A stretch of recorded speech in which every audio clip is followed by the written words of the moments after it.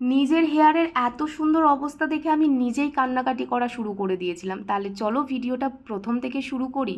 বেশ কিছুদিন ধরেই চোখে পড়ছে যে চুলটার খুব সুন্দরভাবে 12টা থেকে 14টা আমি বাজিয়ে ফেলেছি। ছোট্টবেলা থেকে আমার ভীষণ কার্লি হেয়ার এবং ভগবানের আশীর্বাদে টাকে একটু চুল আছে। যাদের একটু ঘন হেয়ার এবং তার সঙ্গে কার্লি, তারা জানে যে সেই চুল মেনটেন করা কতটা কষ্টের।